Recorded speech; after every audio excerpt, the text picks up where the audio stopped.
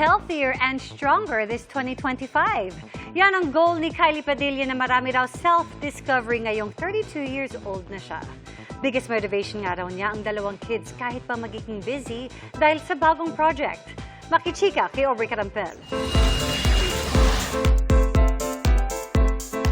Blooming in gold si Kylie Padilla sa kanyang photo and vlog shoot para sa isang endorsement campaign.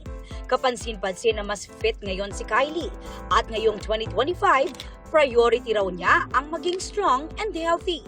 Regular siyang nag-workout at importante rin daw ang pagkain ng balanced meal. Motivation niya ang kanyang mga anak na sina Alas and Axel.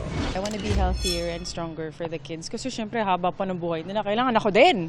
Di ba? Oo.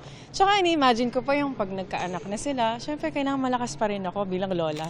Mas nadidiscover ko yung sarili ko and I'm more comfortable. Totoo pala yun na pag nag-30 ka na, wala ka nang paki dun sa mga maliliit na bagay.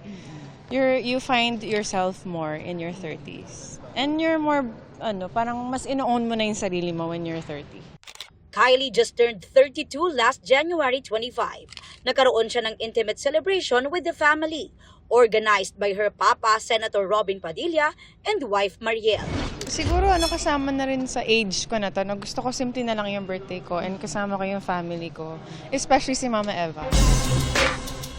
And to embrace another year and also to welcome the Lunar New Year, nag-photoshoot si Kylie na ang concept ay Year of the Snake. Kasi ang unang pasok sa akin ng Year of the Snake, may nagsabi lang na, Year of the Snake, mag-ingat sa mga ahas. Parang sabi ko, ang negative naman. Di ba ang ibig sabihin ng snake? Transformation into a new you. Parang yun yung gusto kong sabihin sa, sa post, sa mga picture na yun. Pagkatapos naman ng pagganap niya as Hana sa Asawa ng Asawa Ko, may pinaghahandaan daw si Kylie na bagong serye. I'm really grateful. Kasi, syempre, ang babae, after mga anak, nag-aalala ka na baka, di ba, I'm past the, But, GMA is very kind to me and they trust me. So, I'm really grateful. Aubrey Carampel, updated to showbiz happenings.